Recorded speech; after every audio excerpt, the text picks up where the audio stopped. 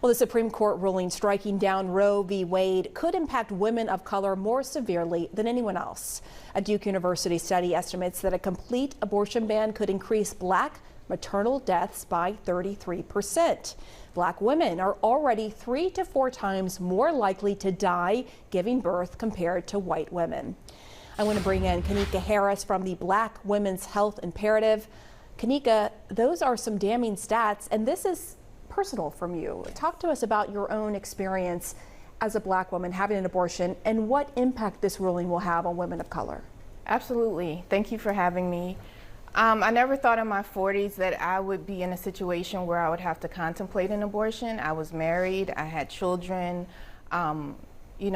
substantially employed, and didn't know that I would end up in that situation. However, due to my previous pregnancies, due to experiencing trauma and racism during pregnancy and delivery, it was recommended that if I were to get pregnant again, that my uterine walls had stretched so thin from my pregnancies, having 2 twin pregnancies, that it wasn't a good idea for me to move forward with the pregnancy. And despite our best efforts, my husband and I, we found ourselves pregnant when I had 1.5-year-old twins, and we had to make the very difficult decision to pursue that pregnancy or terminate that pregnancy.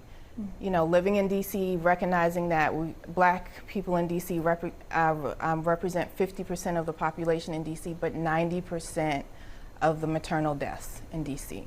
So why do you think that is? It's a lot of reasons. One, it's racism and racist care, both disrespectful care in hospitals. I've gone to 2 different hospitals in DC to deliver and have received disrespectful care where I wasn't listened to. And additionally, it's racism over our life course. You know, from the time we're born to the time we reach reproductive age. There's 20 years of research to show that the stress that we endure because of racist policies, because of trying to overcome and circumvent the system to get terminal degrees to succeed, that weathers our reproductive organs and can put us in higher risk when we're pregnant. Your organization's website says your mission is to lead the effort to solve the most pressing health issues that affect black women and girls in the U.S. So how does the SCOTUS ruling impact that mission? So it just energizes us in our mission. We started in reproductive health 40 years ago.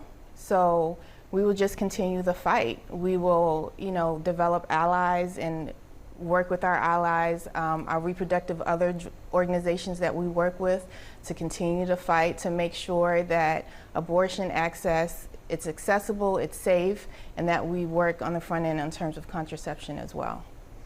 I want to get to another question about what we heard from Asa Hutchinson, the governor of Arkansas, and AOC today. So Governor Hutchinson essentially said he is comfortable with the government forcing a woman to carry out a pregnancy. Here is how Congresswoman Alexandria Ocasio-Cortez reacted to that this morning. The state of Arkansas and Governor Hutchinson governs over a state that has the 3rd highest maternal mortality in the United States. 71% of the women who die are black women as well. This is a state that has 26% child poverty, where 1 in 4 children are living in in poverty in the state of Arkansas, and forcing women to carry pregnancies against their will kill them. I want to get your reaction to what we heard her say, and also the fact that many of these states that have abortion bans have exceptions for the mother. If the mother's life is at risk, there is an exception for her to get an abortion. I want to get your take on that as well. Yeah, it angers me. It's personal because I had to make the gamble of whether I would be here for my own children.